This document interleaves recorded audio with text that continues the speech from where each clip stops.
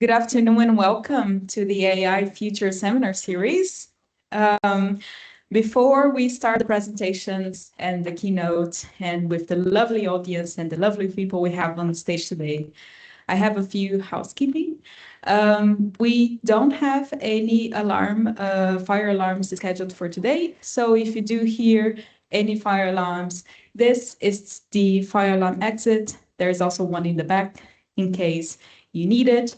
You have toilets behind you, you have coffee on your right, and after the lecture we can peruse the artwork from Enyunge Wayiru. And yeah, enjoy. I'll pass it on to Amir, who will present our wonderful guests.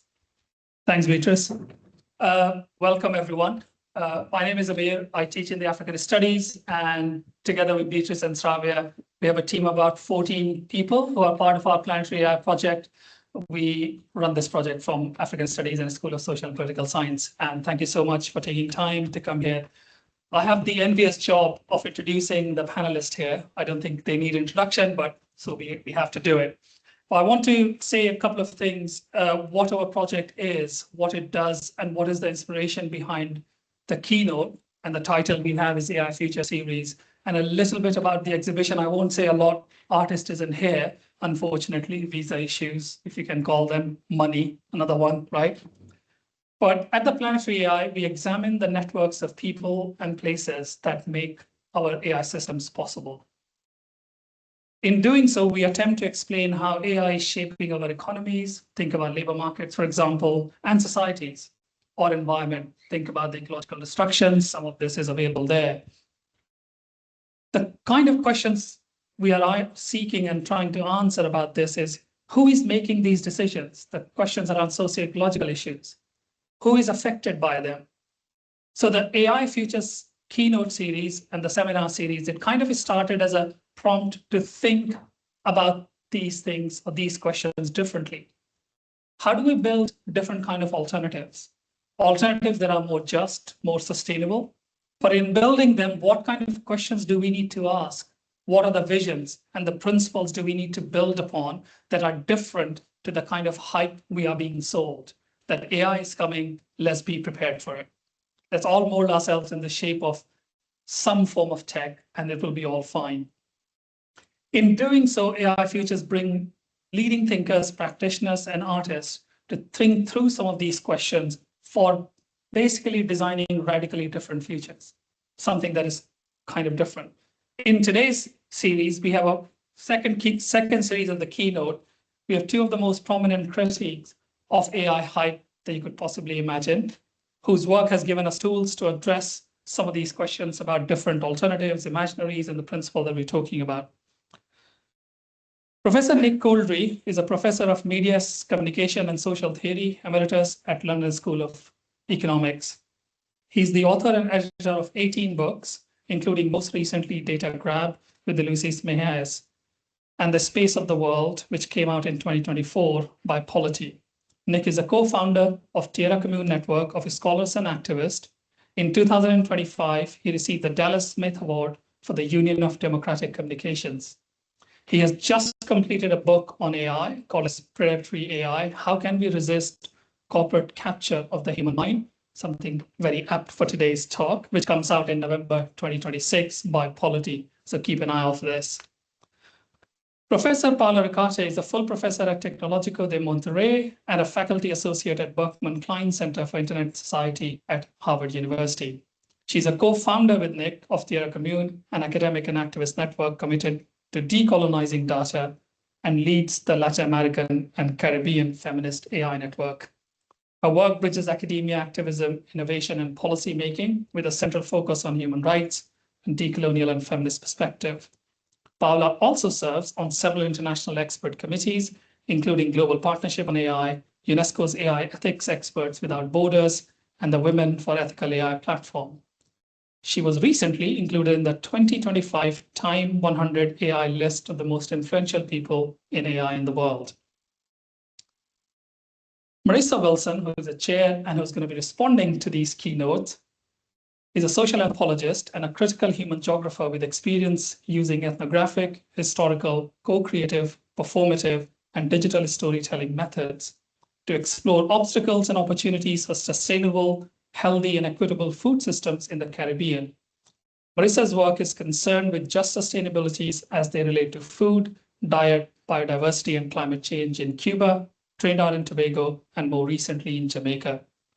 She focuses on the sugar plantation and its destructive logics, but also on the past and present ways Caribbean people have used food and edible and medicinal plants for survival, resistance, and resilience. She's currently leading a major grant funded by ESRC on sustainable and equitable seed governance in the Caribbean that is grounded in indigenous data sovereignty principles and methodology. And we'll hear from Marissa how seriously central this is to our concerns around AI. We were joking earlier that we are talking about AI, let's build AI, let's eat AI. Maybe there is a concern and question that we should think about what are we going to eat in that world.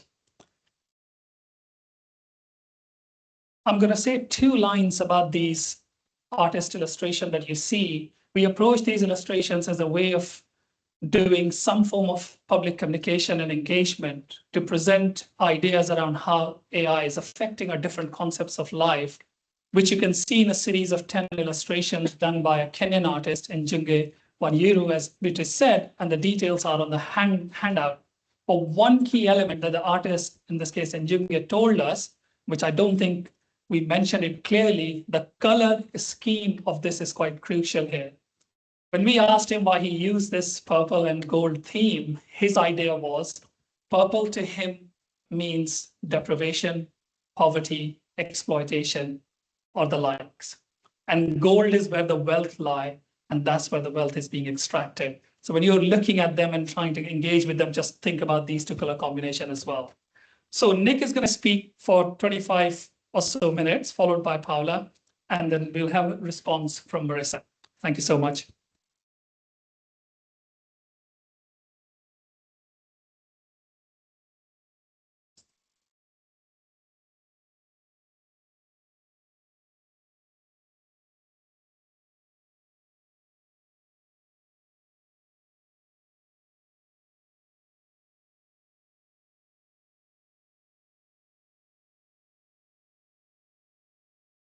Slide. Okay. Well, it's great to be here, and many thanks to Amir, Beatrice, and Sravia for all the organization to get us here. And I just want to say personally that it's very inspiring to be here, not only with my dear friend and colleague Paola, because we only meet once a year maybe, but to be amongst these extraordinarily inspiring pieces of art which speak to what we are going to talk about in more academic ways. But I think you already know what we're talking about by being in this room. I wanted my 25 minutes to introduce really the key terms of a decolonial approach to AI, which Paola and I and Ulises Mejias, who can't be with us, have been developing for 10 years. But I also more positively want to think about what would it mean to resist, or at least to begin to resist, commercial AI in particular, within a decolonial perspective, because that is what we need to do. But let's just start with what AI itself is. AI is the vast expansion of calculative power, predictive power, combined through extraordinary engineering. It's true, super clever engineering to link together trillions of computer circuits in super fast recurring feedback loops to produce powers of computation that are literally unimaginable until 10 years ago. It's an extraordinary achievement. That is what AI is. In itself, there's no reason why that should lead to profound social change, but everything depends on what we do with that power.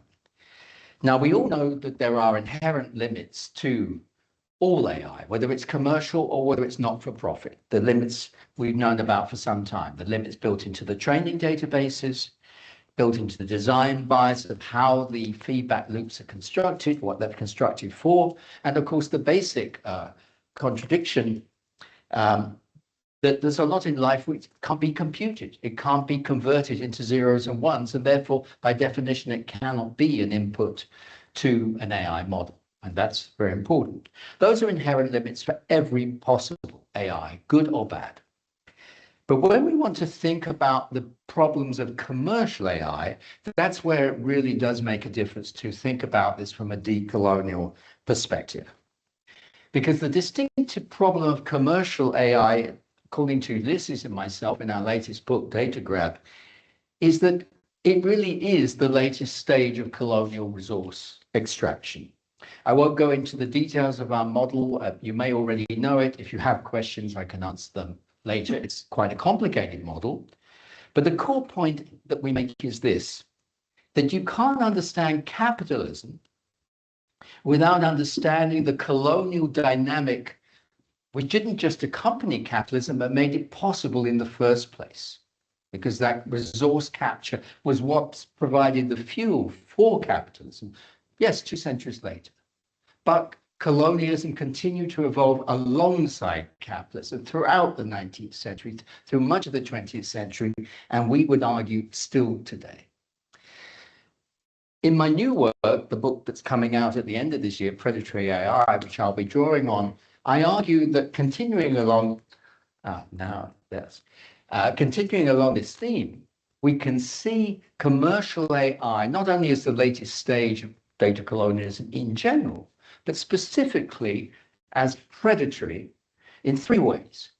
The first way is that it takes everything. It takes all the content humans have produced, that's at least online or in some computer form, as its input to the model.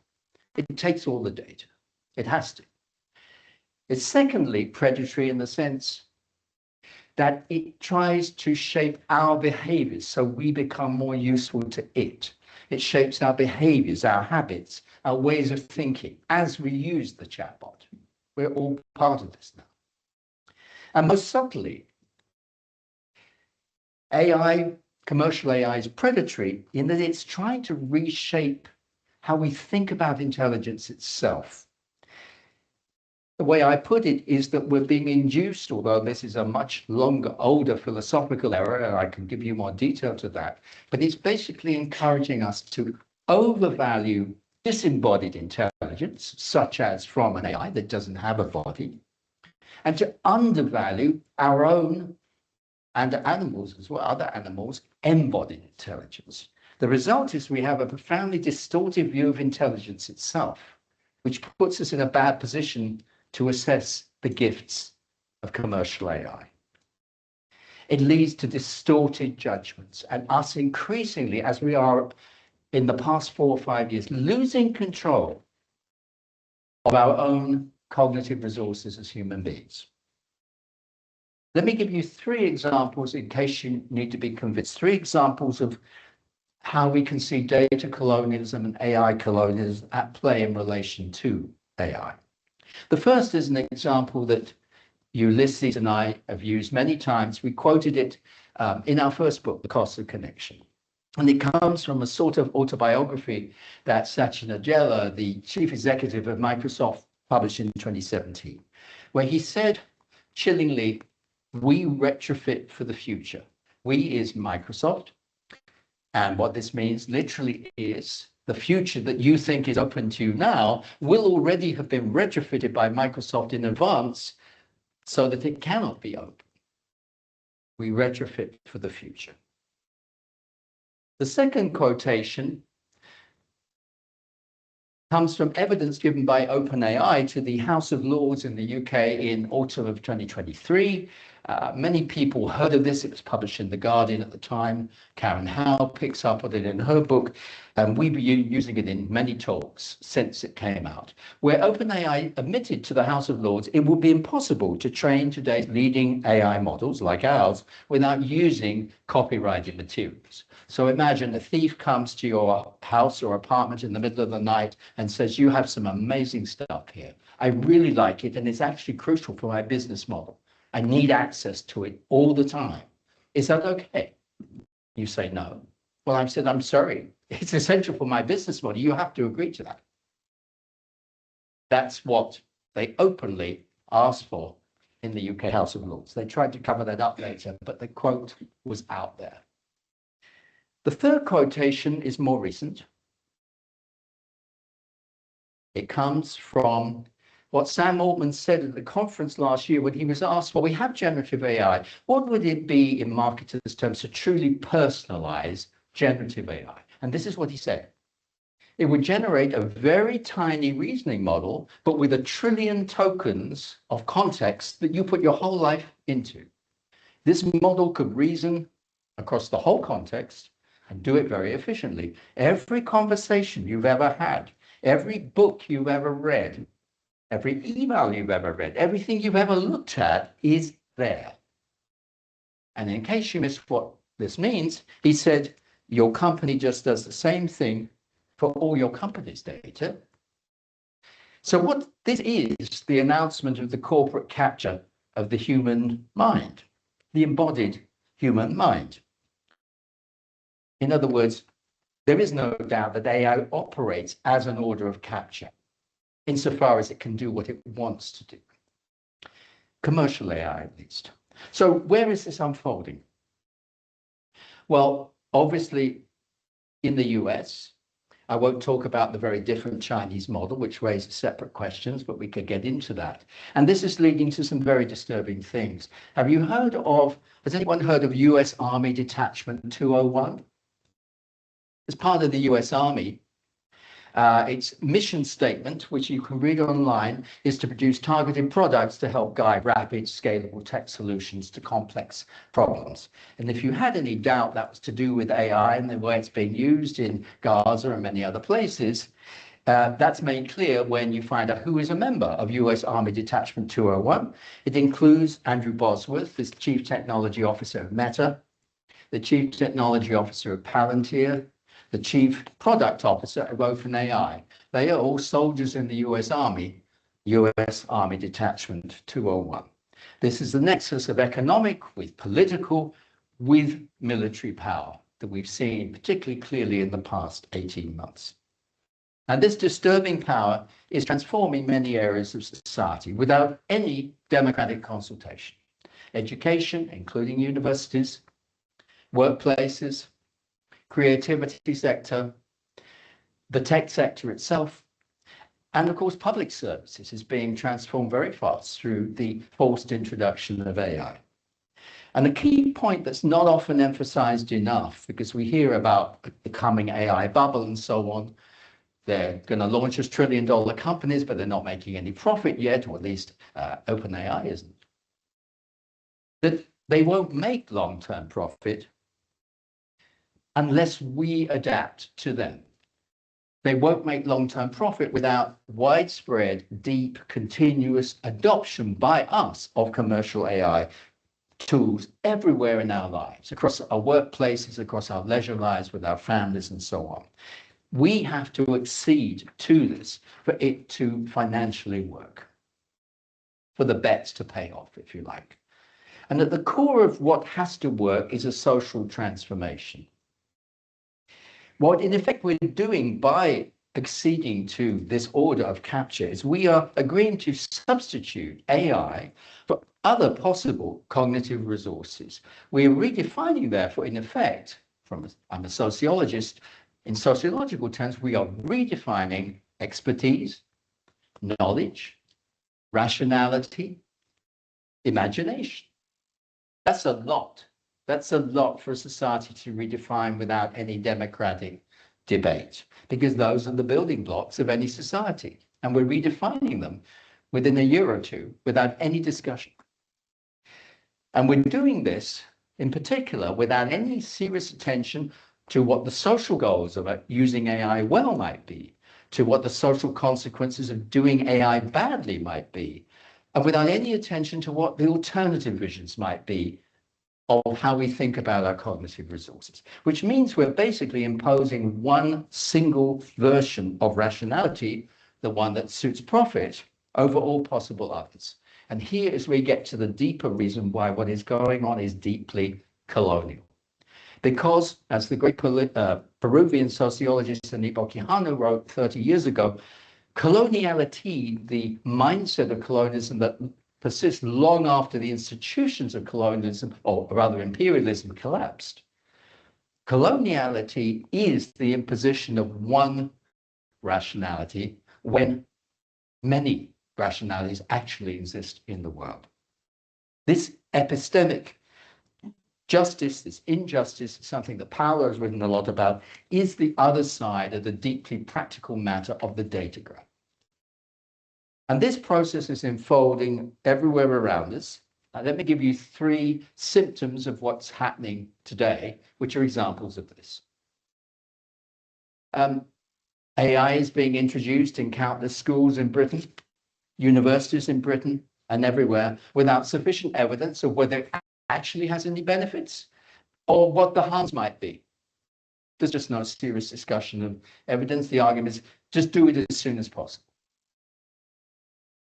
Secondly, where there is evidence of what happens within, say, physics laboratories, where there are very good reasons for using AI because no human can do all the necessary calculations, but there is damage being done to the culture of those labs, as shown by the work of Ulises Mejias, an anthropologist, and Molly Crockett, a psychologist from the US, an article in Nature 2 years ago. As they say, under some conditions, AI tools may in fact limit rather than enhance scientific understanding. Or to put it crudely, can we imagine an Einstein emerging anymore in today's AI-driven scientific culture? The third risk really comes close to us here. Because if we start from the point that all human institutions until now were built on embodied human knowledge, if we undermine that as a structuring principle for institutions, we risk, as the legal scholars Hartzog and Silby put it in February, we risk undermining all institutions, including this one, the University of Edinburgh, my own LSE. And most basically, what's going on is that AI is being imposed as a work method by managers rather than chosen by the workers themselves. And that gives us a clue to the roots of the problem here, particularly in white-collar work. So how do we begin to resist something so large, so fundamental, and yet unfolding so fast with such enormous force, trillions and trillions of dollars of investment? How do we begin to think about resisting? The first point, I think, is we need to name the problem. And that is the point for all its complexities, and it's a controversial position. That is the point of the data colonialism framework, to name the problem without any qualification, to name it as what it is, a colonial data grab, an act of coloniality, colonial thinking. And this point about naming the problem is really fundamental. The great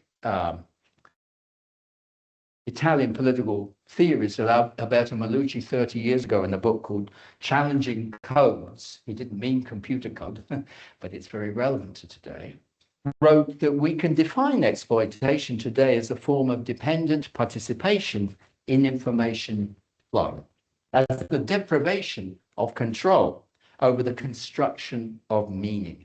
So the real domination, and I read this when I was writing about social movements 30 years ago, but it's newly relevant today. The real domination is exclusion from the power of naming, the inability to name the violence being done to you. This, of course, is what Paulo Freire had already said 25 years before in his great work in Pedagogy of the Oppressed on conscientization. I promise not to attempt my Brazilian pronunciation because it won't be good enough. Conscientization. Enabling kids in schools to be able to name the reality of the oppression. They know they are living, but the words aren't out there because they're precisely the ones not allowed to circulate. Conscientization, naming the problem. Yet, part of our problem is that corporate AI, language, the practice in businesses everywhere, is deconscientizing us now. It's trying to offer a future that's completely inevitable. It's already mapped out. Think back to that quotation from Satya Nadella that I gave. We retrofit for the future. So business has seen our critiques coming and is already dismantling our tools as we speak in every business, every workplace. You can't say that. So the core of the problem then isn't technological. The core of the problem is unfolding at a social level. Everywhere, and this is the core argument of my new book, everywhere we're being encouraged, in fact, I would say we're almost being forced to make the wrong social contract with AI, a contract that benefits corporations and does not benefit communities, groups of embodied human minds. Everywhere AI is being configured to help economic values, not social values, because our social contract with AI, the one we're being asked to agree to, is dominated by what in the book I call the management concept of mind. And here again, you may pick up that I'm deliberately echoing Paulo Freire's naming of the enemy in the 70s as the banking concept of education. I was searching in December for a similar phrase today, and this is the phrase I came up with. The management concept of mind treats mind, our intelligence, as a form of economic utility.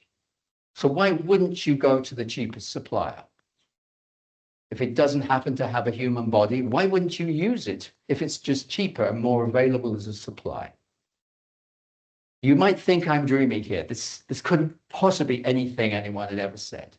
But as usual, Sam Altman, who loves to say the quiet bit out loud, said exactly this at the BlackRock US Infrastructure Summit in March this year. He said, we see a future where intelligence is a utility like electricity or water, and people buy it from us on a meter. I credit Paris Marx for picking up on this astonishing statement in a blog he wrote in early April. But I was already writing about this in the book that I was just finishing at the time, because the wonderful writers Nick Dyer-Weatherford and colleagues had already predicted something like this in their astonishingly prophetic book, In Human Power from 2019, where 3 years before Gen AI, they asked, well, what would it be like if perception and cognition would, like electrification, become ubiquitous, mundane properties of things in general? Entirely under capitalism's control, entirely not under workers' control. You can even state this shocking idea in banal terms. Microsoft, with a smile, calls it, intelligence on tap, according to their annual index report of April last year. Intelligence on tap. What could be wrong with that? So if mind is just a utility, then according to economic reason, we must source it at the cheapest possible price. That's just rational, isn't it? Even if that means destroying jobs, whole communities of work. That's rational, according to economists. The costs are just an externality which is of no concern to economists. The most honest, perhaps, possibly the smartest of the big tech bosses has acknowledged exactly this. And I'm talking about Dario Amodei, the chief executive of Anthropic, who, as you probably know, is a research biologist. This is what he said in his famous blog from January this year, The Adolescence of Technology. We simply need to break the link between, on the one hand, generating economic value, i.e. being paid, and self-worth and meaning. And yes, that's a transition society has to make, and as a risk, we don't handle it well. So let's think about what that means. He means ending the only good part of capitalism's social contract is that we might get paid for the work we do in the economy. Or we might value the work that we do get paid for a little bit.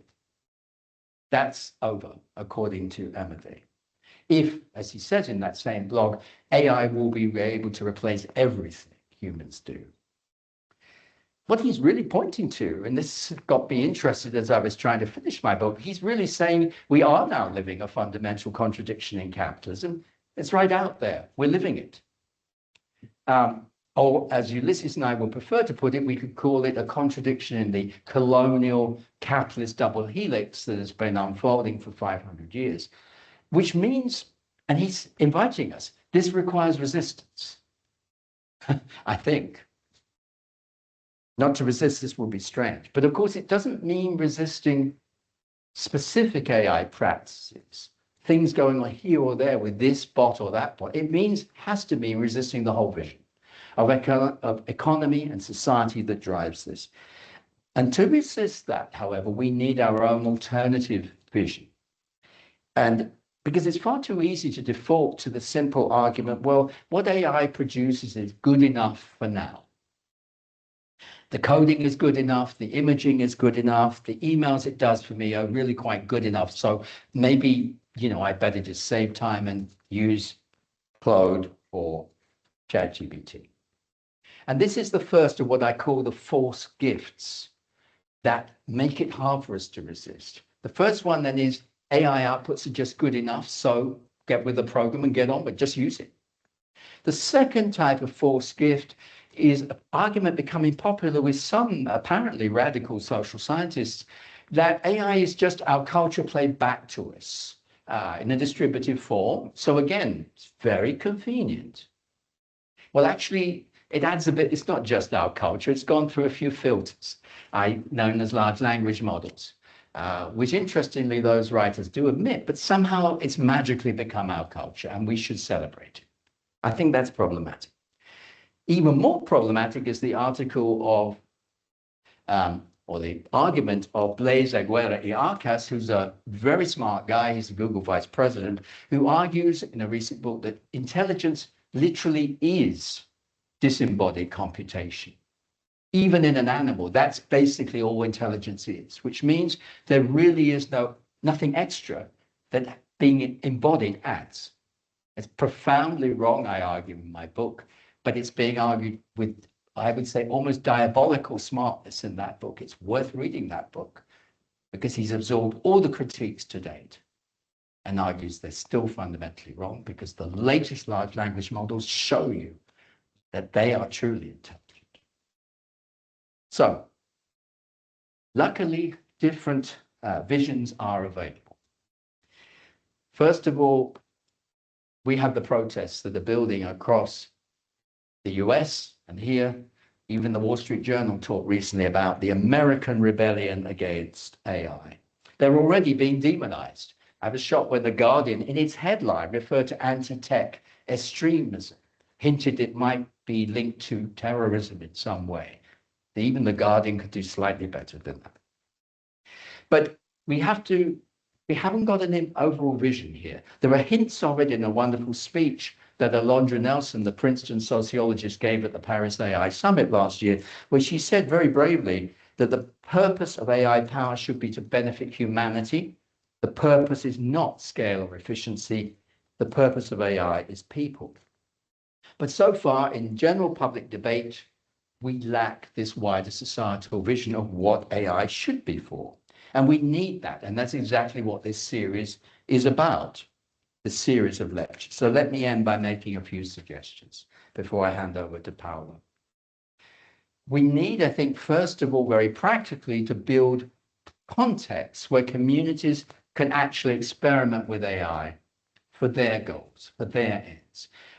Mark Zuckerberg, the philosopher, in his recent book, imagine how will we build a social environment that could support people to resist where they need to resist tech. And that's what we need to build. Maybe this is one of those environments. Secondly, Yevgeny Morozov, in a piece in December last year, imagined a dense layer of municipal cooperation, movement-based AI projects for social experimentation with AI. I think this is exactly right. We can't turn our back on AI. It's being used by all our students, many of our friends. We have to think about what could be done with it. How could we think differently about it? And this has to be done collectively. I want to give you two examples from which I've heard of because of the wonderful Cheracamu network that Paola and I are involved in. One comes from Brazil, the Asmina group of activists trying to develop an AI tool to summarize the vast amount of legislation passing through the Brazilian parliament and criticize it for not helping activist causes. Just too much for humans to read, so they developed an AI tool to summarize it. Of course, they had to train the AI model to look out for things they were interested in, but they did. It's called Couldry-June. The one I find particularly inspiring comes from Chile, the Sistema de Oído Feminista, the System of Feminist Listening, or SOFIA, which is a chatbot. They used a standard LLM, but they trained it on how to interpret signs of a man beginning to be violent through discourse to a woman. So that a woman who's completely isolated online, does not have anyone to help her, can call on that chatbot to say, that guy is getting violent, cut the call, stop talking. That seems to be a very intelligent use of AI in a real situation for a real social goal, not just to make money. We need also not just to reimagine, to re-experiment, but to change our institutions fundamentally, including this one and my one, so that they can be places where genuine experimentation with AI goes on. Workplaces need to be rethought as places where we seriously think about this stuff rather than just do what we're told. Because if we take the promise of AI seriously, that it really is about redefining mind, our cognitive commons as human beings, then surely we will want to shift control of AI adoption away from managers and investors who are just interested in formula of extraction towards what workers want, what communities want. We will want to shift it to our social, not just our economic needs, because all of us are social as well as economic beings, aren't we? In other words, we will want to be using AI to support our societal needs. But this, of course, therefore requires something fundamentally different from our governments. There is no government so far anywhere in the world that is beginning to grasp that AI is not just about tech, it's not just about making money faster, it is a social transformation, a profound one, that they need to think about. We are societies of embodied minds. We do care how our intelligence is supplied. We want, after all, a future for our embodied minds and the minds of our children. We want that future. Which means that we can already see very clearly that the model today of commercial AI, which is basically a substitutive one, it's substituting AI for us, for our children, is obviously not environmentally sustainable. I don't need to emphasize that to you. It's obviously not. But it's also not socially sustainable. It cannot sustain institutions or societies. Therefore, rather than us accepting AI as the order of capture that it currently is, what we need is economies and societies that can sustain a different future for the human mind. We need to build those economies and those societies, and we need to start that task now. Thank you.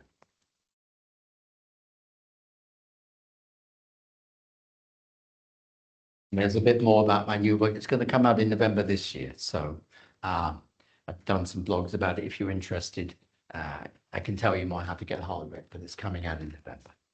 Right, so I'll pass over. We're going straight on to Paola, right?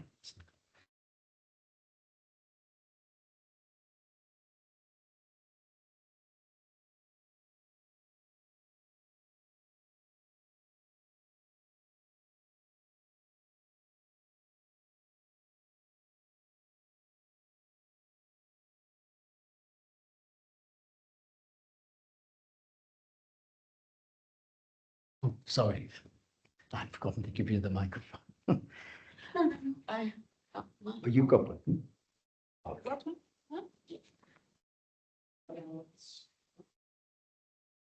It's on? Yeah. It's not on? No? Oh, it's not on. Let me just turn this one on. Can't see the sign. Oh, sorry.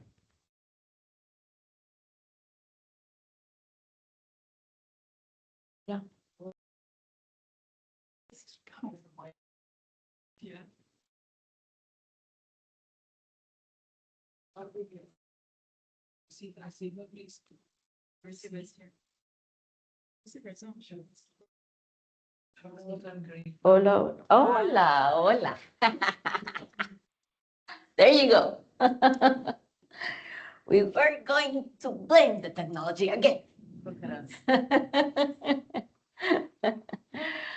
um, okay, I'm not sure how I am going to do this. Well, first of all, thank you very much for being here, even with our small little participants.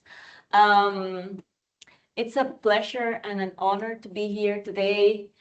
And I'm really thankful for all the work that was put to bring us here today. I also celebrate the Planetary AI initiative because I think it highlights the asymmetries that are being materialized with the development and deployment of AI systems.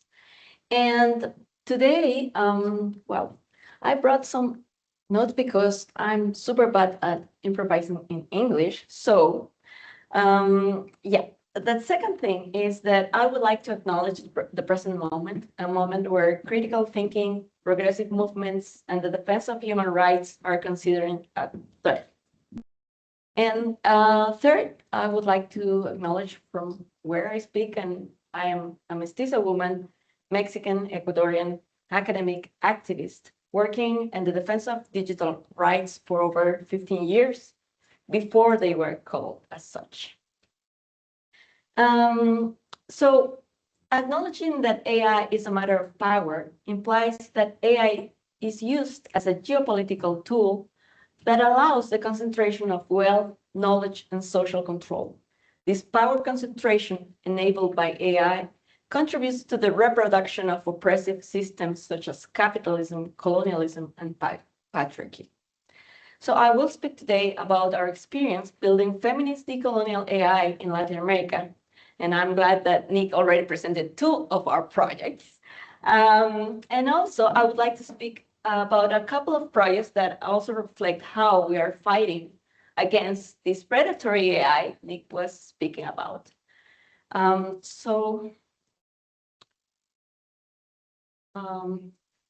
would like to begin with this quote by Susan Listar, and it says, "In an atmosphere of expansion and bandwagons, there is little room for complexity and caution." And I would like this to be like an inspiration for the moments that we are living in history today. So the state of the world. Never in history of humanity has witnessed such accumulation of wealth and inequality. The super rich are securing political power and increasingly media influence to shape the rules of our economies and societies in their favor. There is a dangerous trend. As extreme wealth grows rapidly, political rights and civil liberties are declining worldwide. With current trends, there will be 5 trillionaires within a decade. Meanwhile, 6.8 billion people still live below the 6.886 poverty level. So one of the consequences of this concentration of wealth is the risk they put on democratic systems. For example, we see the undermining of checks and balances like the judiciary or legislature, the restriction of civil liberties, the manipulation of elections, and the normalization of authoritarian practices. We also see that billionaires are 4,000 times more likely to hold political office than ordinary people.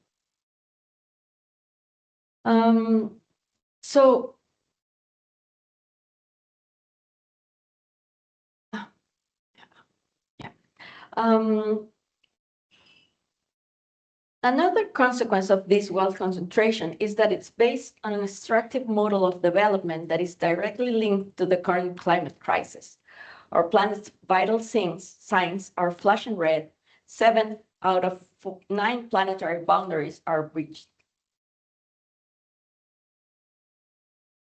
And this is another, I didn't see that was in Swedish. But what it shows is that the rich are also responsible for the carbon emissions. Another consequence is the erasure of the diversity of knowledge. Here we see dying languages in 2026. And basically, there's a trend where many languages are rapidly disappearing. So at current transmission rates, 90% of the world's languages could disappear by the 2000s. But also, this current model of the world is based not only on the erasure of the diversity of knowledge, but also is based in the annihilation of people. So the technologies of our present. Technologies have long served humans and not humans as tools to improve their capabilities to achieve things.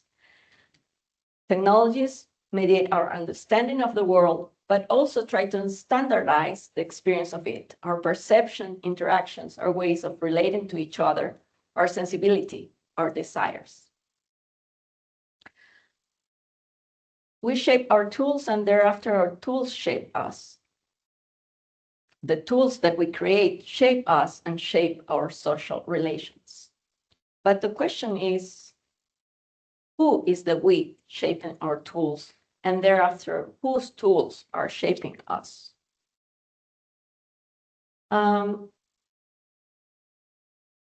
So here, of course, you have seen this picture that is very telling about who is shaping our tools and who are being shaped by these tools.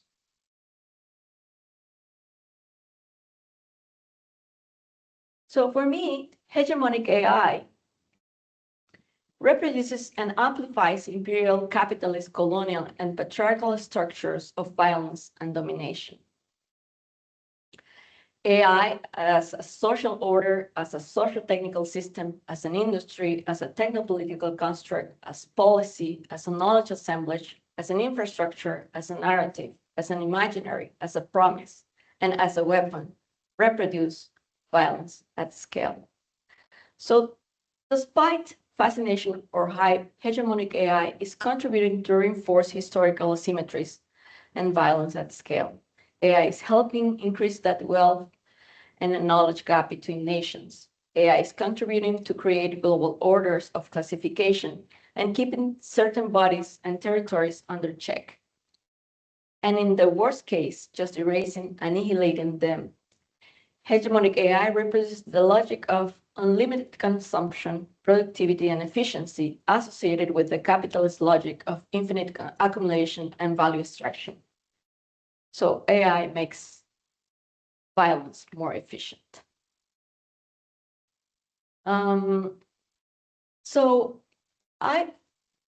There is a philosopher, an African philosopher, that speaks about necropolitics. And for me, Achille Mbembe, we can also say that this necropolitics is a necro-technopolitics. Every necropolitics is technologically enabled. So, of course, we can see this today very clearly, and we understand what does it mean. For example, in the case of the Israel-Palestinian war. So the problem with hegemonic AI is that these technologies are technologies of privilege, that these technologies, every time we use these technologies, a white man in an industrialized country is becoming richer, and someone in the majority world is becoming poorer. But the connection that I want to make is that AI-enabled genocide, it's at the same time an epistemicide, the killing of knowledge, and at the same time, the killing of the planet. So hegemonic AI operates at the same time as a weapon of physical control and as an epistemic assemblage of racialized, gender, ableist, class, and territorial supremacy, collapsing the futurity of communities deemed disposable. So we can, of course, see how it works with the exhibition. So what are the opportunities for world making and the development of alternative technologies that challenge the current asymmetries of wealth, infrastructure, and knowledge? And one of the narratives that I try to challenge is the narrative of inevitability. So if we have the technologies that we have today, it's because someone decided it to be this way. So it could have been otherwise, and it means that it can be otherwise.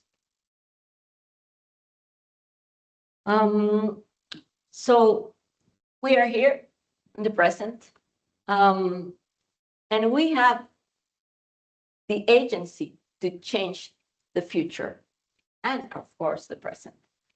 So this quote by Donna Haraway says, the purpose of this excursion is to produce a pattern vision of how to move and what to fear in the topography of an impossible but all too real present in order to find an absent but perhaps possible other present.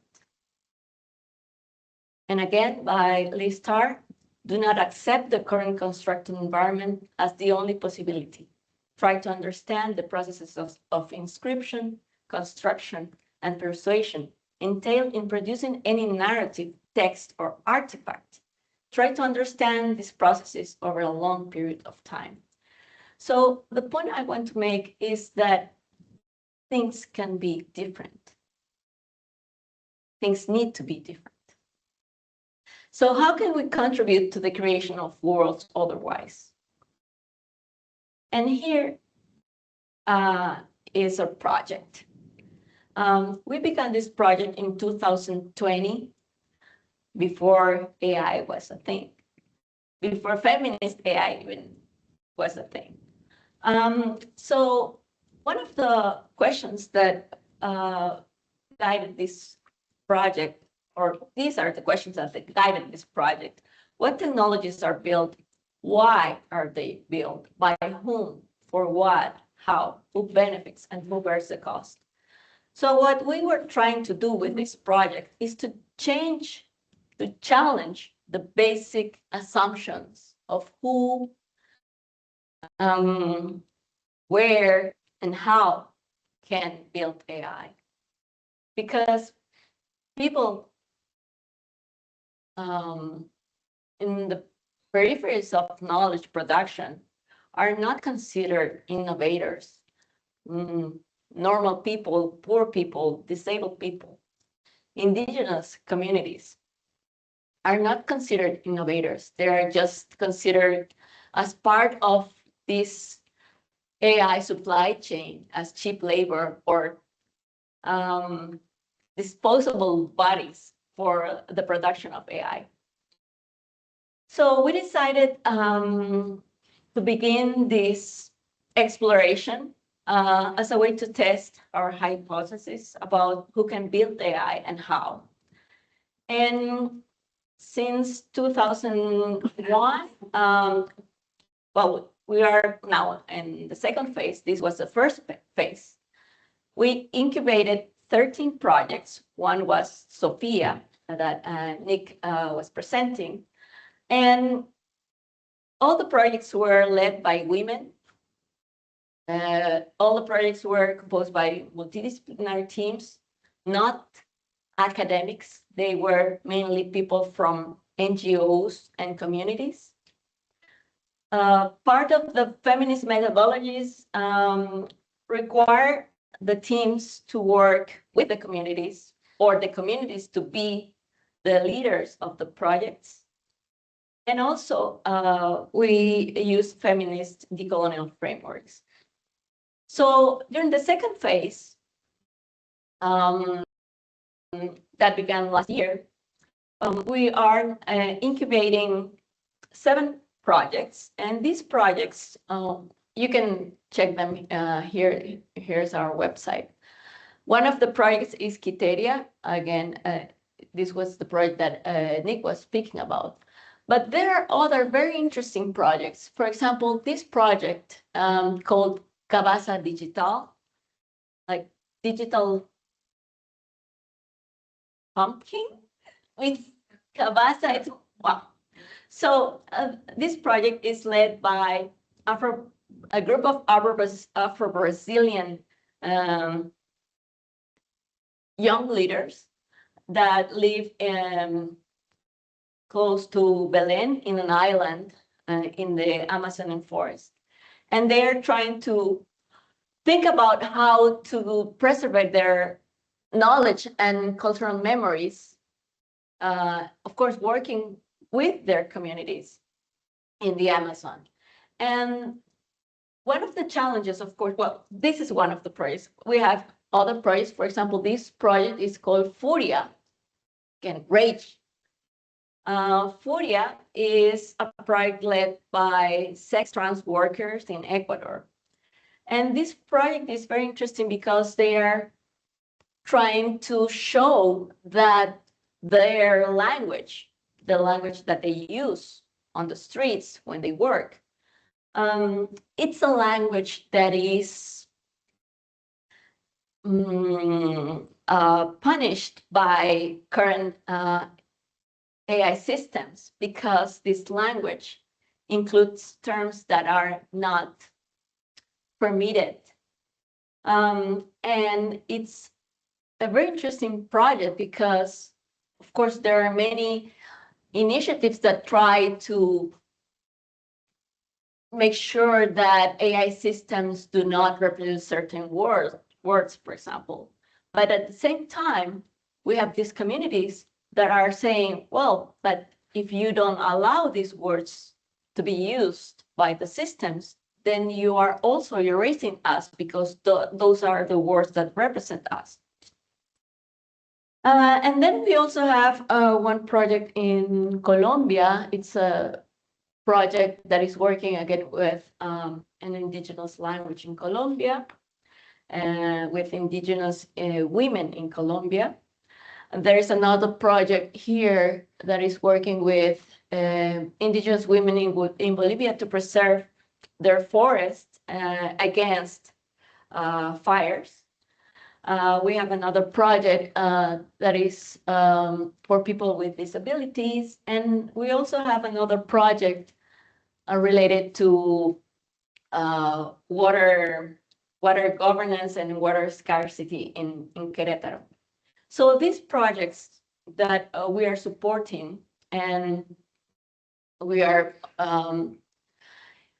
trying to create the conditions for these projects to achieve their goals. These projects, of course, are not of interest of any government or industry. But these projects really reflect the needs of these specific communities that nobody is thinking of when developing these systems. So what we are trying to do is to show that these small AIs have a value for these communities because they are deciding the tools that they need, and they are thinking about how to preserve their culture and to preserve their own communities as well. So of course, there are many challenges. For example, this project in Bolivia, the community is like, there are few transportation means, and you have to like drive 18 hours to get to the community. There's very little internet connection. There is no infrastructure. So of course, there are structural problems that they are facing, but at the same time, it's a way to think alternatives for the communities, to think about alternatives for their own problems. As part of our work, we have published 2 books, 2 collective books. The first one was published in 2022, I think. This feminist artificial intelligence. And the second one was launched this year, and it's called These Are Not Utopias. Because what we are trying to show is that these are not utopias, that we are trying to build the present with our tools, with our resources, very scarce resources. But nevertheless, we are trying to transform the way in which AI systems are built. And there is another project that I wanted to share with you. And this project is another project developed by a collective, the Feminist Decolonial Coalition for Digital and Environmental Justice. We haven't found a shorter name. And this project wanted to show the multidimensional impacts of AI in their life cycle. So we developed 4 cases, one in Chile, and it's about rare earth materials here. This one that is in Brazil, and it shows the way in which this extractive industry, especially the agro industry in Brazil, which is probably you know, but it's horrible. It's super conservative. Was the industry that supported the Bolsonaro government. How this industry is using AI. And also another case from Querétaro that is called the Data Center Valley, and another one that is called the Mexican Silicon Valley in Guadalajara, Jalisco. So what we wanted to show is the multi-dimensional impacts of AI, but also to show how communities are resistant in every context. And this last project, which is just beginning, the Latin American Data Center Observatory, that is also trying to develop alternatives to understand the multidimensional impacts of data centers in relation to human rights in particular, and trying to address the problems of opacity of the industry by developing tools and methodologies and working with the communities to create narrative outputs or creative outputs, and also to develop policy recommendations. So I wanted to show you, just to finish, this is Querétaro. I took these pictures. I bought a drone to take these pictures. And this is the Microsoft hyperscale data center. And you can see here the walls, and this looks like the Mexico-US border, not like the, I mean, it's super scary. And of course, this area is highly surveilled. And behind this, data center campus, which is called like that, there is a town called La Esperanza. And La Esperanza, which means hope. Well, these data centers use the water from the aquifer that is below this. La Esperanza doesn't have any water, and they suffer from electricity shortage. And of course, they don't have public health services. The school doesn't have any resources. But again, the narratives about the progress that this industry is bringing to these communities is obviously a narrative that it's a simulation, because of course, while these data centers have all the resources and the support of the local government, the communities are suffering the consequences. So we have been working with a collective called Voceras de la Madre Tierra, and they are trying to push this agenda against the data centers. But the problem is that in Querétaro, the water scarcity is a huge problem. And of course, it's not only caused by the data centers. And the data centers is only just deepening the problems of the city and the state. And we have been working with Voceras over a year. We have developed these materials for sharing with the communities. We are working on with the communities and having workshops for them to know more about the consequences of the data center industry. But again, well, everybody, like internationally, the case of Querétaro is very well known. The communities in Querétaro are not informed at all of the consequences of these industries. So there's a problem there because the government is, of course, supporting the development of the industry without any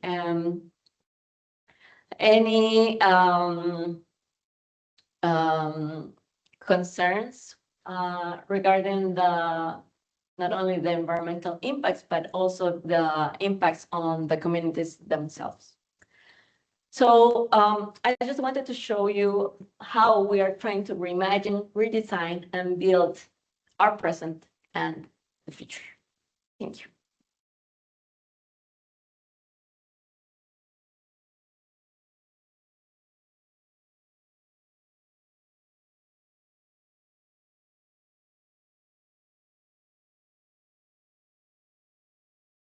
Okay.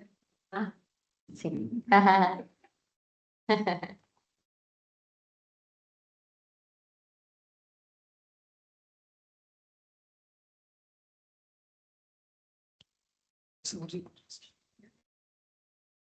Well, thank you. That was fantastic. And I really think you've really provided so much for us to think about. Thanks, Paola. Thanks, Nick.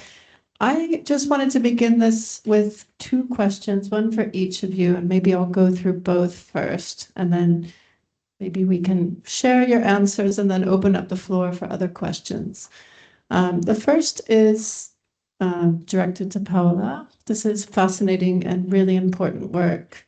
I'm inspired by all the projects that you're doing, and I think that it aligns with some of the stuff that we're beginning to develop on Indigenous data sovereignty and the work that we're doing.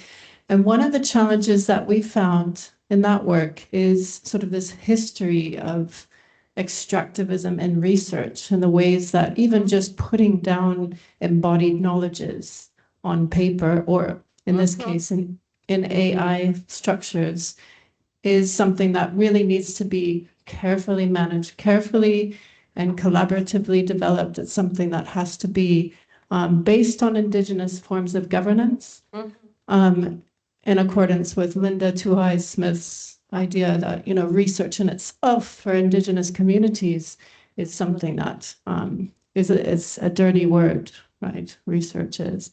So I guess in that vein, what are the challenges of transforming and translating these embodied knowledges into AI? And so embodied knowledge is in the sense that you have, Indigenous knowledge systems. It's not necessarily written. These are oral knowledge systems. These are knowledge systems that are based on relationships and relationalities with the land and the landscape, with each other, with the skies, with the earth, with the waters, the spiritualities, these sorts of knowledge systems that are generally verbalized and experiential knowledge systems. So how does that work when they're translated into AI? And what is gained and what is lost from doing so? Can colonial violences unintentionally be reproduced in the act of putting Indigenous knowledge systems into AI format? And who has access to these AI networks and how are they governed? How do they actually work? Thanks. So I guess we'll leave it there. We'll let you respond and then Yeah, it's a fundamental question. And of course, I have my, of course, first when we started this project, the first question was, is really feminist AI even possible? Feminist decolonial AI even possible? Isn't it a contradiction? And the response, I mean, I began this project because I think that we need to have a response.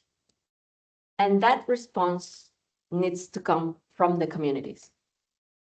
So, of course, indigenous knowledge, community knowledge is at risk. It's at the greatest risk right now. But what I think is that if do not provide the conditions and the support for this, like for these communities to gather and think about these issues, then they will be captured by the industry. So in Latin America, the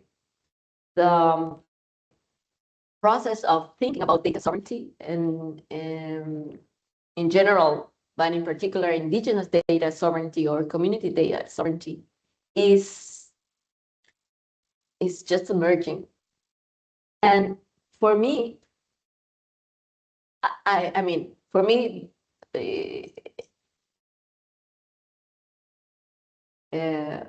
I cannot sleep at nights thinking about this. Because what I'm seeing, and it happened in Mexico, that an indigenous computer scientist sold a database with their indigenous languages to Google. Mm. So I think if we do not create spaces for communities to really think about what does it mean for them to have their data and knowledge exposed to the industry, then they could be easily captured and erased. So for me, one of the challenges is how to make sure that these communities have all what they need to gather, talk, and decide what they want to do. And these projects that are in the seed phase, they only need to show that they have, I don't know, organized community assemblies to talk about data, about knowledge, about how do they imagine their data and knowledge to be protected. And that for me is like the main reason we are supporting these projects, because of course nobody cares. And when the industry comes and offers them whatever, they could just easily give away their data. So I think the risk that we are facing right now with our multiple indigenous communities in Latin America is that we still don't have indigenous frameworks to address the knowledge capture of the AI industry. Thank you. So I just had another question for Nick, and it does also have to do with this polemic between embodied knowledge and disembodied knowledge. I thought it was really important and interesting the way that you pulled out this sort of hierarchies of intelligence and the ways that those reproduce kind of colonial dynamics. And I think there is more that could be said perhaps around, you know, this idea that technology is neutral, it's technological determinism, but it's also this kind of view from nowhere, right? So this is this idea that disembodied knowledge produced through these systems is not produced anywhere, when actually you show, and you have lots of good examples of people that are actually creating that, and the consequences of that. So I just wanted to push you a bit further on that, and just to see whether we can kind of flesh out a kind of genealogy of that, and the way that is actually colonial, in the sense that, for example, I'm quite inspired by Sylvia Winter's work on man, and the way that she pulls apart, when we identify this person from this view from nowhere, where it's just a man, just a person, but it's actually not. It's very much a white man from a particular geographic location, particular empowered space and relationships and institutions and all of that. So can we pull apart this kind of view from nowhere by locating who controls AI? Who are these people? What are the assumptions underlying this sort of idea that it's disembodied, but actually it's not? Can we use a kind of Winterian framework to pull that apart? This idea that it's disembodied when it's very much embodied. Well, thank you for the question. There's a lot I could say. Because the book's not out yet, so no one can read it. I haven't even got the proofs yet. But it's in my head, and it's relevant to what we're talking about and our whole project. I deliberately did not talk about part of it, but you invited me to. So the key part of the argument is not just the familiar discourse analysis of the crap that tech bosses say. That's easy to attack. What I'm most interested in, this relates in a way to what Paola's talking about, although I'm not qualified to talk about the project she is working. I wouldn't dare talk about them. But what interests me most is why we are societies, and this is across the world, silent in relation to this extraordinary threat to our only thing. The only thing we have is our embodied knowledge. There isn't anything else we have, isn't anything else any other animal has, but their embodied knowledge. And yet we are accepting these gifts as if they were not dangerous. Why this silence? I gave some clues in the presentation, but there's a deeper reason which I deliberately didn't mention. It relates to what you just said, which is, this is the philosophical part of the book, that in my view, since Descartes onwards, and we'll come back to the timing in a minute, since Descartes onwards, as we all know, the idea has been out there and dominant that intelligence can just as well be disembodied. Cogito, ergo sum. Cogito without sin corpore, without the body, ergo sum, sin corpore. Now, Spinoza deconstructed that already in the 1670s, mercilessly, and destroyed that idea. He showed it was completely incoherent, but he wasn't listened to. And so the dominant model we've had across all Western philosophy and science, do together since that time, has been this idea that although there are embodied knowledges and brain scientists have to acknowledge that, even they, I'm thinking of a popular brain scientist in Britain like Anil Seth, its book Being You, still defaults to the idea, well, there's something weird about a brain intelligence being in a body, which is a very weird thing for a brain scientist to say. But you can still, if you engage closely with this text, which I try to do, this contradiction is still there. So this deeply problematic way of thinking about intelligence that is there in the Google Vice President's book, it might as well be disembodied. The embodiment doesn't add anything. Even though it's in contradiction to masses of biology and philosophy in the past 50 years, it's still the dominant force. So we have to face it down. And I think unless we face it down, there is no chance of resisting AI. So this is a deep, as well as a deeply practical issue, this is a philosophical battle. We are now finally paying the price for 400 years of error, philosophical error. Now, of course, going back to your question, it's no accident that an error was made at the very same time that highly efficient, abstracted science was developed as the perfect tool for empire. It's not an accident these things happened at the same time, because ruling powers suddenly found they had a whole world to dominate. And they needed tools to do so. And we know botany is, of course, the most famous example of the science that only emerged out of the taking of indigenous knowledge and the converting it into an abstractive form. But you can also trace this into aspects of physics and chemistry and so on. So there is a deep link between that. And Sylvia Wynter, who I hope is in one of my footnotes somewhere, she's a very important figure, but I try, obviously, I'm trying to tell this book audience, this story for a general audience. So I have to limit my references. But Sylvia Wynter, of course, saw that extremely clearly. But for me, the most important thing about Wynter's work, like Quijano, is the answer is not to give up on rationality, to give up on the idea of man in some sense, some humanity that we have to hold on to in order to move forward as embodied beings. But we need to fundamentally rethink it. So there is this deep link, which I was not emphasizing, because what I'm trying to do in the book that comes out is to present a narrative of deconstruction that even if you don't get the decolonial bit, you can still see there's a problem.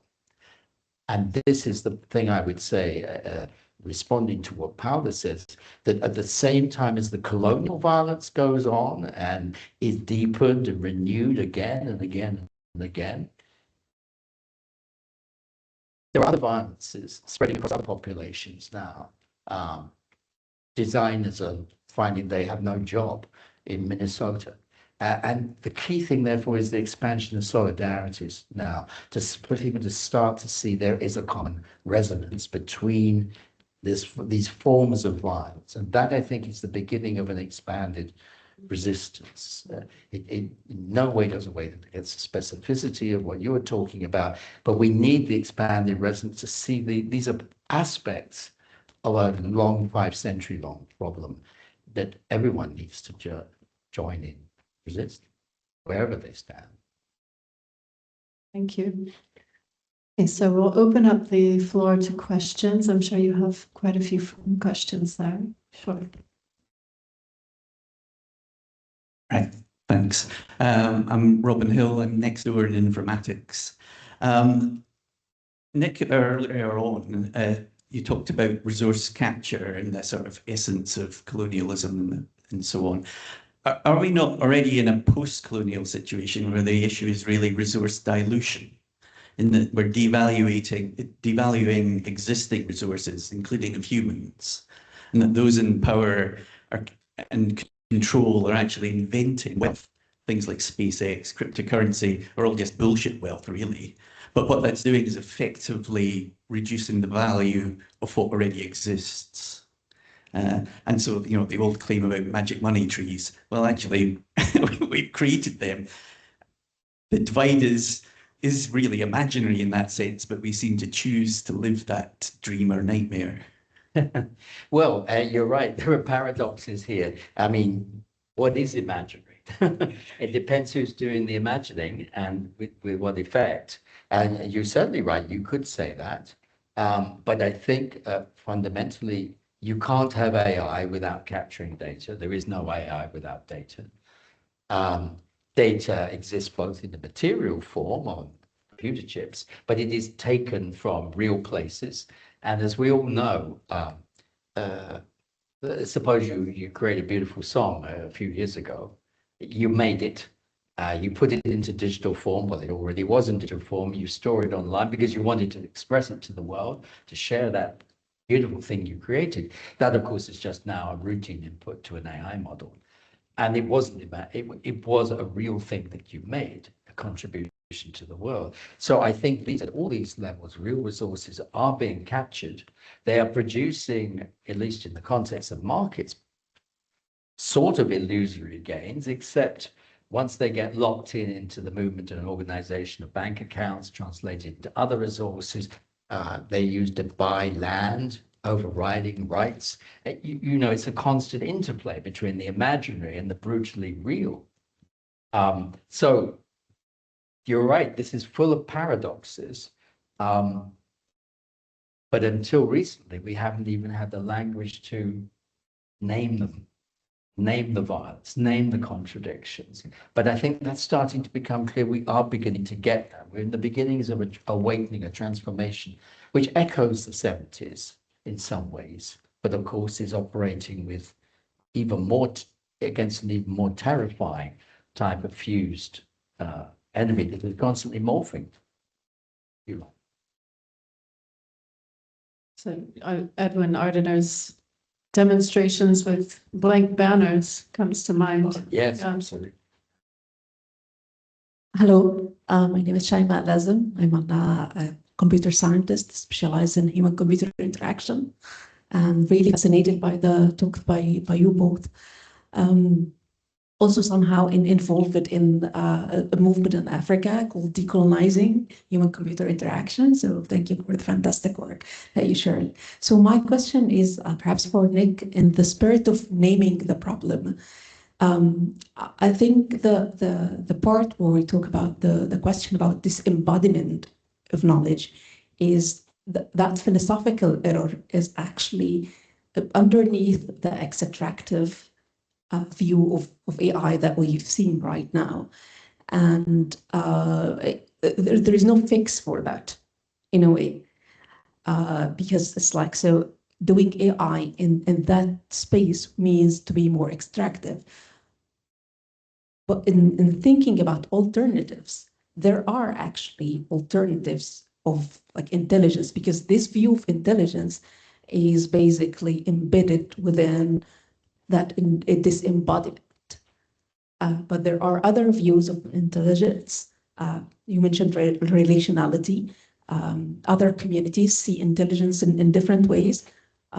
Islamic philosophies, for instance, doesn't have intelligence as a concept, yet you still be able to produce rational and proper behavior in some situations. So I wonder if you can speak a little bit about moving away from that philosophical error and encouraging AI to kind of dismantling AI from the underneath and thinking about other definitions of intelligence.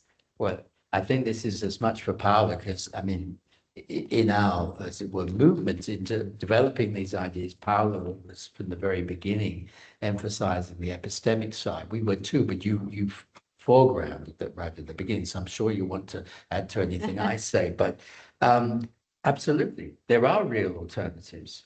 For a start, we can start with animals. Animals know the world that they act in, otherwise they would die almost instantly. We know that, but we sort of don't know that when we think about intelligence as disembodied. But as you say, most religions have a view of intelligence, whatever word we use, as embodied. But we default to this setting. As you say, there's a close complicity between it and the engineering mentality. I'm not against engineering, of course. I do want my train not to fall apart. I believe in engineering, and I'm nothing wrong with engineering computer chips. That's an extraordinary achievement of engineering. But the engineering mentality is sort of expressed in the patents that Meta wrote at the big boy, they were called Facebook then, when they set up Facebook. Literally to build a world where everything you did will be registered and counted so they can make money. And we've done a piece, me and the Brazilian researcher, on the Facebook patents. This engineering mentality is a real thing. Musk, some people think he represents Muskism now, perfectly embodied, because he's a brilliant engineer, undoubtedly, he's brilliant at it.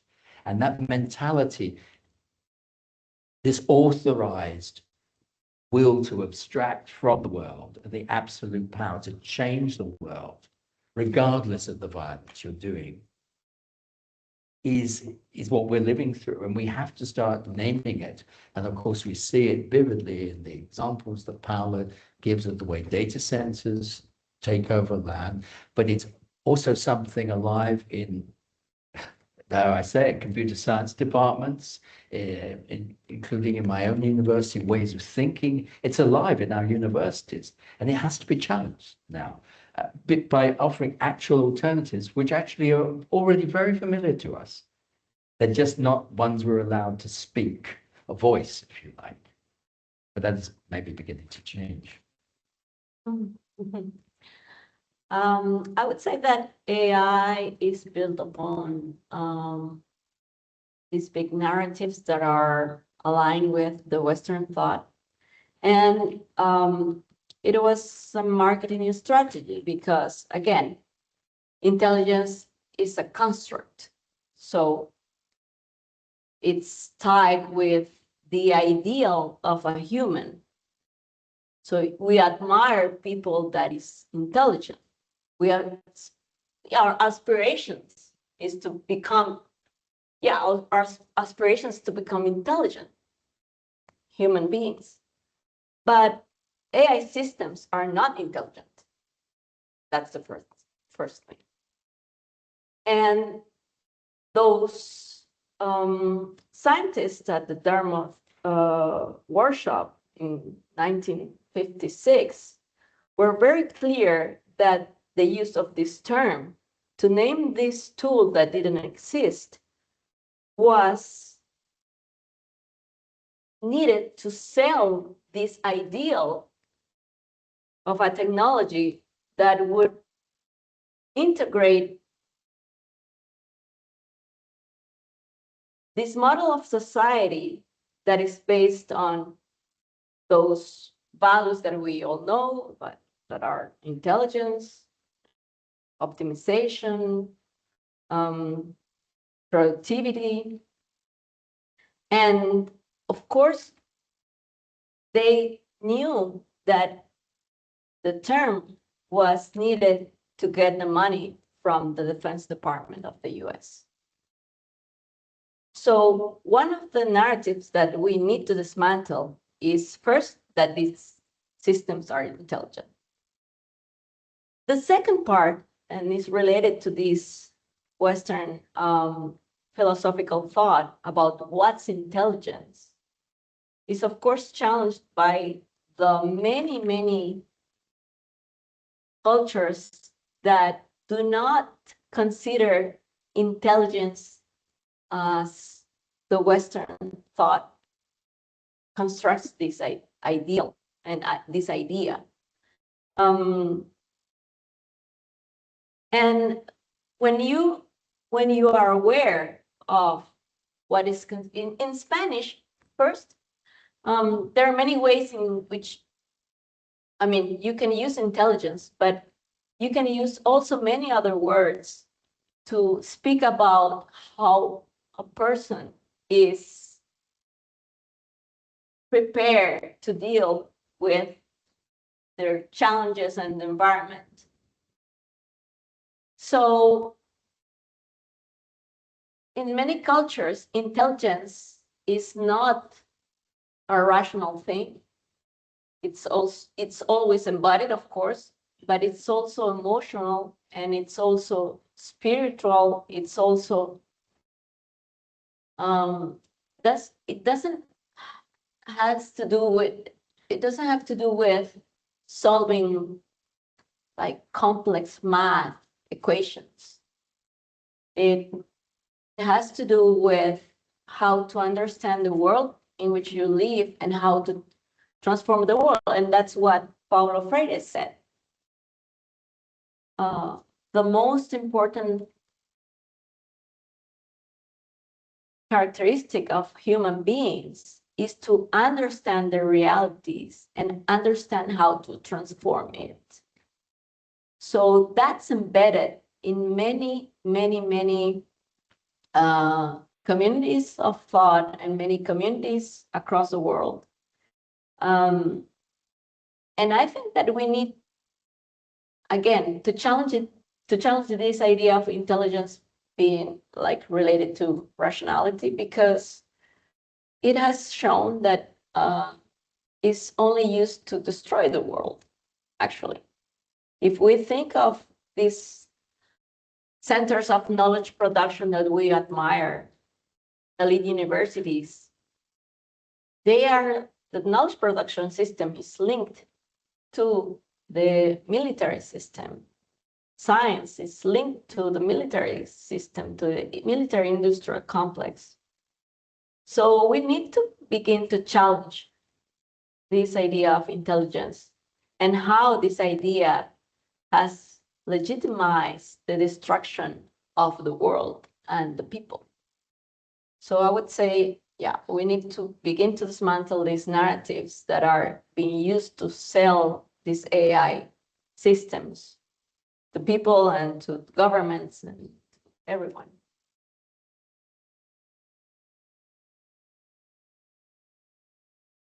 Okay. Maybe we can take one more question and we can have conversation going on if you're sort of engaging with the artwork that is up on the wall. If there's somebody there, we have two. Can we take two? Is that okay? Yes, fine. We can take two quickly. Hi, thank you very much for your presentations. I was very familiar with your work and the work of the Tierra Común Network, so it's great to have you here. My question goes to Paola in particular. As part of my PhD, I worked with an indigenous community in Puebla, in Mexico, and we were precisely talking about these aspects. So they, as part of their projects, they work with technological autonomy, so they have different projects and ideas going on. And yeah, part of the things that we discussed were around data sovereignty or data autonomy, in the sense that, you know, how they build some sort of repository or database, but based on their own principles, their own ways of working and ways of understanding the world, from concepts as cosmovision or worldview. And we didn't kind of address AI that much, or that, yeah, into detail. But I mean, there were, you know, like how knowledge extraction works, because they experience that every day, you know, with researchers going and kind of, as you were saying, in terms of language, for example, but also resource extraction and how they also have to protect their territory against extractivism. So yeah, they understand technology as this other layer of colonialism, which again, I think connects with both of your presentations. But yeah, I just wanted to know from your perspective, working with these other indigenous communities, what do they think in terms of how AI could be, you know, like created from their own worldviews, or yeah, like what possibilities or opportunities they see in terms of how these models can be done differently when, yeah, when technologies have, you know, caused so much damage or harm to this, yeah, to these particular populations.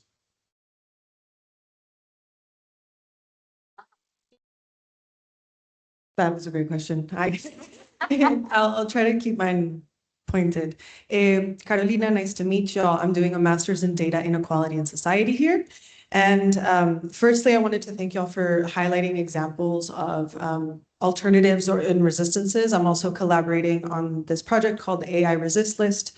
That is a collaboration between like Karen Howe, We and AI, and the DARE Institute in the US, trying to highlight these like different narratives and efforts just to the point that everyone here has been making around like, can we have different examples of what else we could do or resist and things like that. And so to the points that I think both of y'all have been making, there is a logic, an extractivist military logic and history to these technologies. And as I've been working around these projects around data sovereignty and of the such, a lot has been kind of arriving at what does it look like to effectively reimagine, and can it be reimagined outside of its root, if the root in itself is a military route, in an extractivist route. So I'm curious to know your thoughts and or what you've been kind of reading or thinking about in relation to that direction.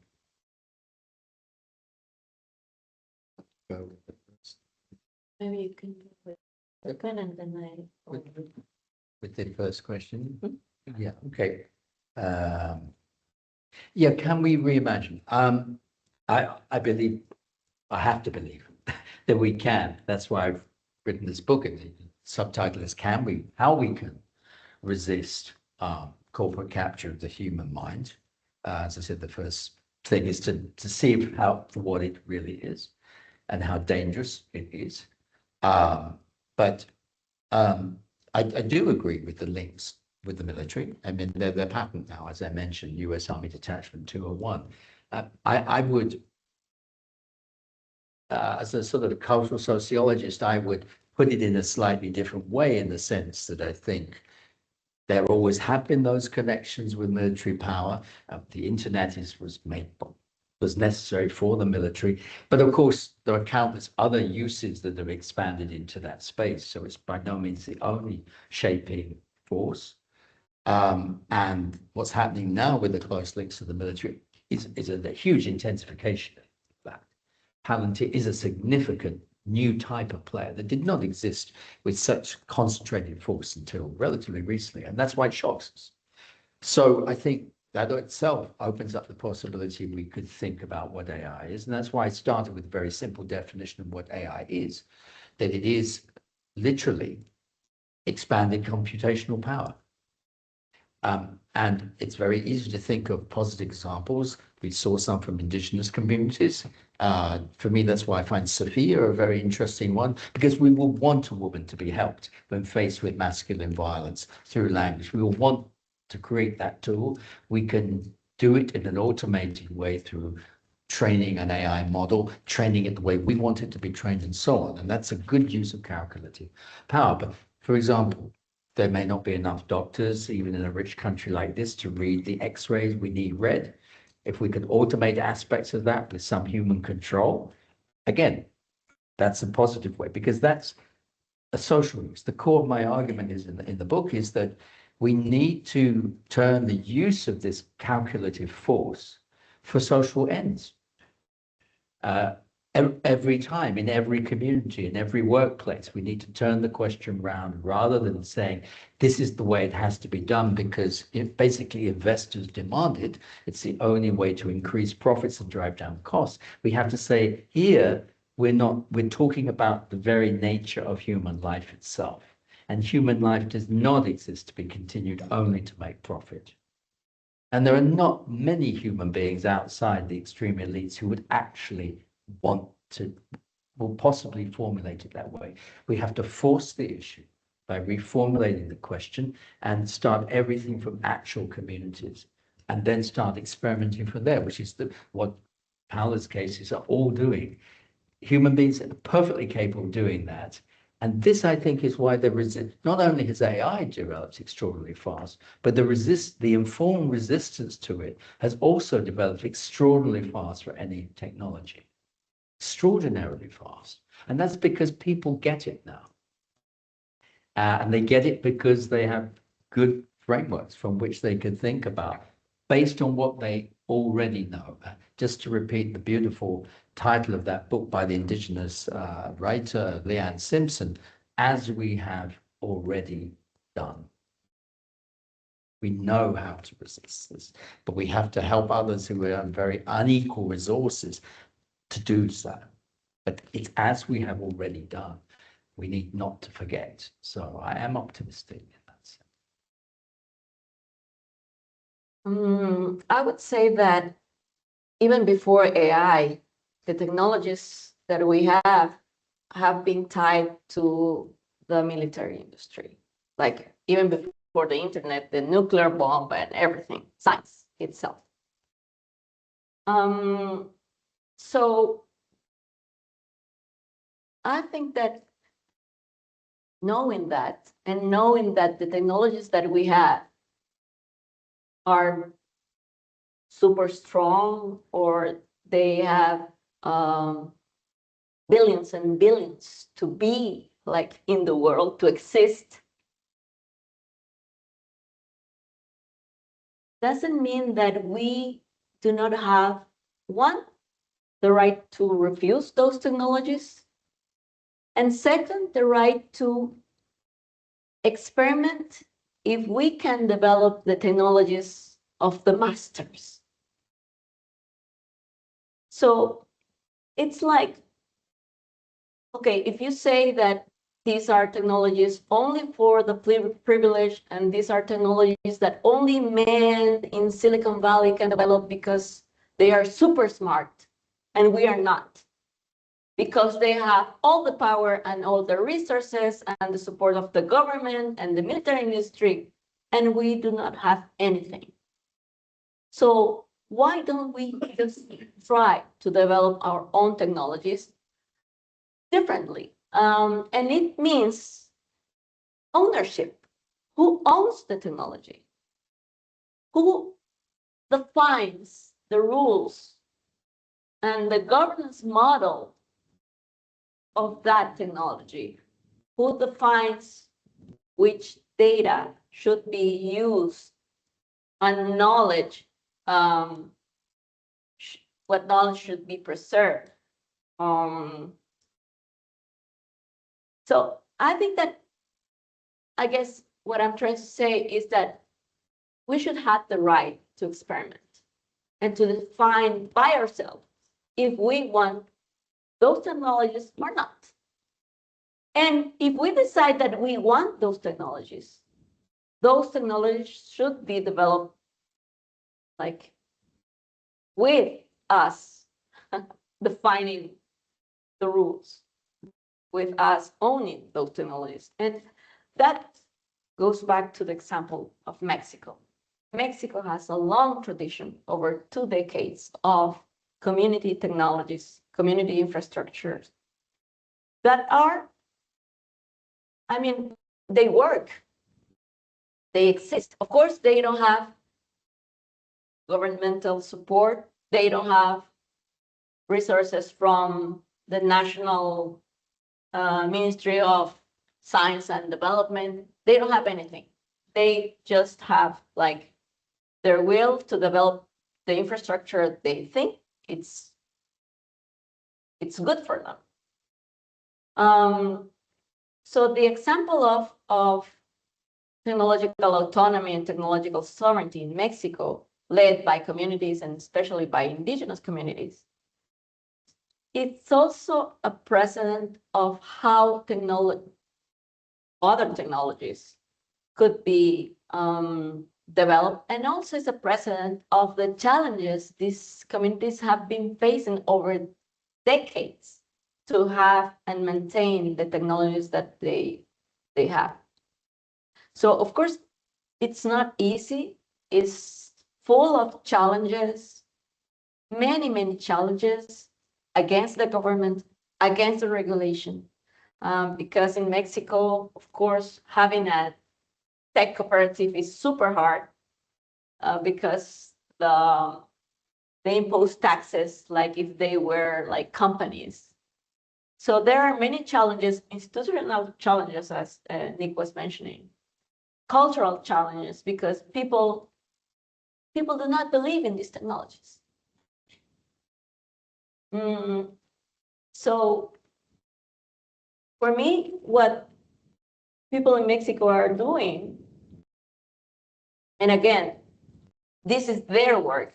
We are not, I mean, what we are doing is not imposing a technology. What we are doing is creating the conditions for the communities that want to do something, like material conditions, technical support, mentoring, a network, a group of people they can rely on to think through, like to think about these issues, to solve the challenges. So we are not providing answers. We are just creating a platform, a network, a group of people that will be there to support them in whatever initiative they would like to develop. That's it. So we don't intervene. So they just present a project and they define what they want to build, how they want to build it. And if they fail, it's okay, because, I mean, it's great. So it's just trying to see if we can create, of course, it's a small project, and I believe it should be a national policy. We should create the conditions for communities, like for not only for academics or scientists, for normal people to develop technologies, whatever technologies they want to develop. But we don't have that. We don't have that at all. So we are completely excluded from the innovation field because we are not considered smart enough to develop those fancy technologies of capitalism. Well, on that note, I think this has been a really exciting presentation from both of you. So thanks very much. Please join me in saying